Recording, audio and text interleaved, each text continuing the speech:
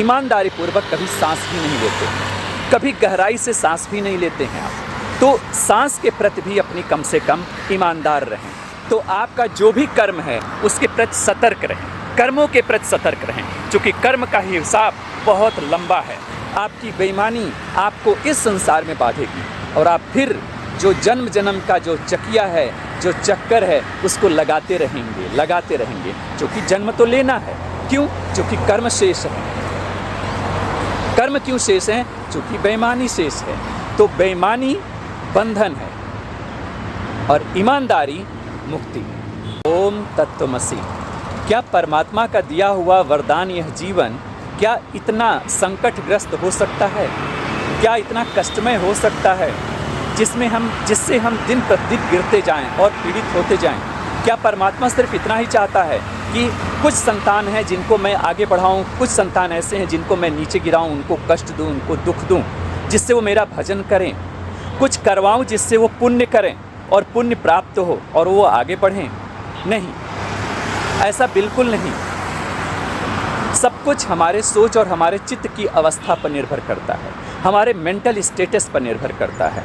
तो इसमें किसी भी प्रकार का परमात्मा का कोई इन्वॉल्वमेंट नहीं है, वह तटस्थ है और आपके चुनाव का हमेशा सम्मान करता है। जब भी आप बेईमानी करते हैं, गौर करिए, वो देखता है। आप बार बार बोलते हैं कि कोई देख रहा है, लेकिन फिर भी आपसे बेईमानी हो जाती है।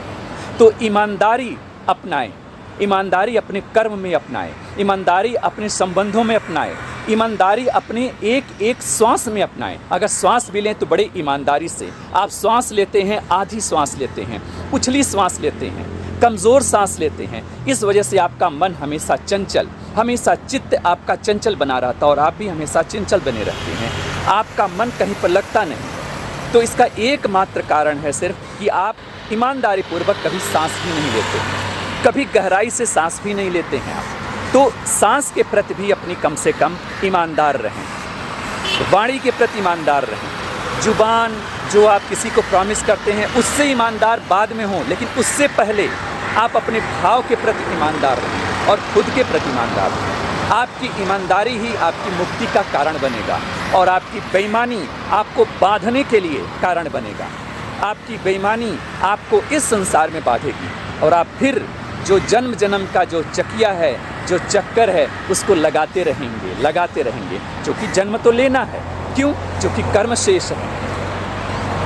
कर्म क्यों शेष है? क्योंकि बेईमानी शेष है।